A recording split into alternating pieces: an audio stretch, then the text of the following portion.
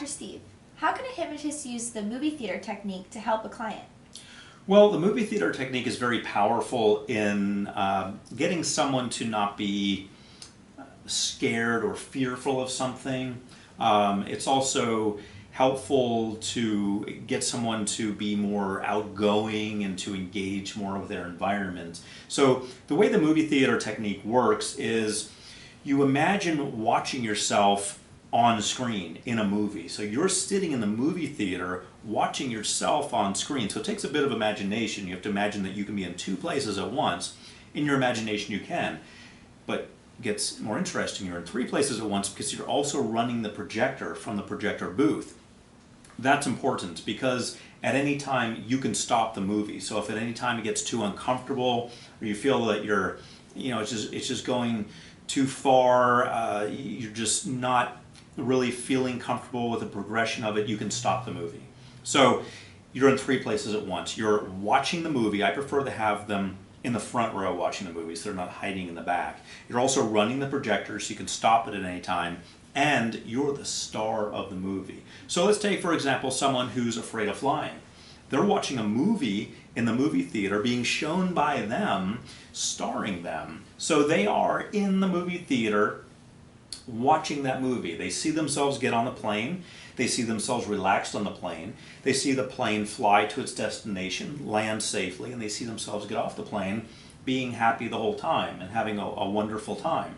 Now, they can then, anytime as they're watching this, they can move their point of view into the point of view of the them in the movie. So for example, I can experience this hypnosis session from the seat where I'm watching myself in the movie, or I can transfer my point of view to the actual movie where I am the me on the plane. Now I'm seeing everything from the point of view of sitting in the plane, for example. I'm looking out the window. Rather than looking at myself looking out the window, I'm looking out the window.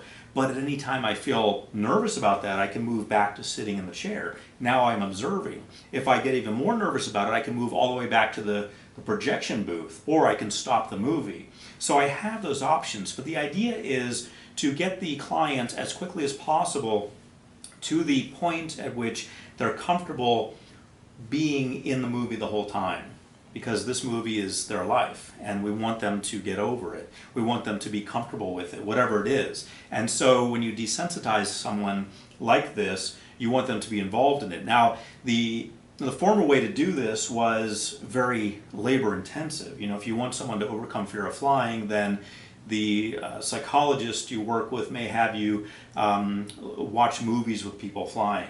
That would be week 1 homework. Week 2 might be going to the airport and watching planes take off. Week 3 homework might be going inside the airport. You know, you're desensitizing yourself slowly. The final homework would be taking a short flight somewhere, and then it would be up to you to continue on with taking more flights. So that's very labor intensive.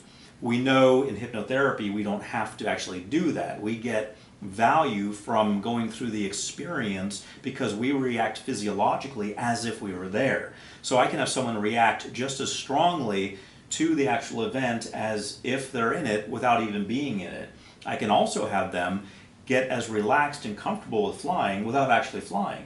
So the next time they do fly, they feel relaxed and comfortable, and everything of course goes well, and they feel fine about it. So that's the movie theater technique, and it's valuable in any situation in which you want to desensitize someone to, public speaking or fear of anything that they may have a fear of, or moving into some sort of new environment. Do you ever throw anything dramatic into it, like maybe some turbulence, and so it kind of gets them over that fear? A little bit. You don't want anything majorly upsetting to happen, because the idea is, because then that can get programmed in. Right, okay, right. Majorly upsetting things happen, maybe I shouldn't fly. But a little bit of turbulence is great to throw in.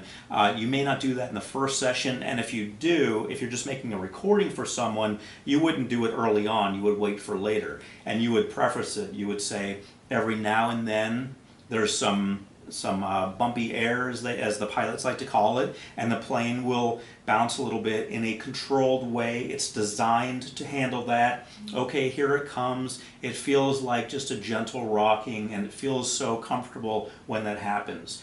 That's how you introduce it in a very relaxed way, so it's a positive experience for them. I have friends who love turbulence. I myself am not a huge fan of it because it's a little disturbing when you're doing something on the computer or attempting to relax, but you want to make it, those reactions are fine whether you love it or you're mildly disturbed by it, but if you're fearful of it to the point that you won't fly, that's a challenge. So that's what you want to overcome with this type of session. So it is a great idea, and great question. It's a great idea to introduce things that would normally happen in a normal, safe flight. Thanks. Oh, my pleasure. And for more information about hypnosis, just check out the website I've designed about hypnosis with a free hypnosis recording for you, and that's over at stevegjones.com. I'm Dr. Steve G. Jones, clinical hypnotherapist, hoping you have an outstanding day.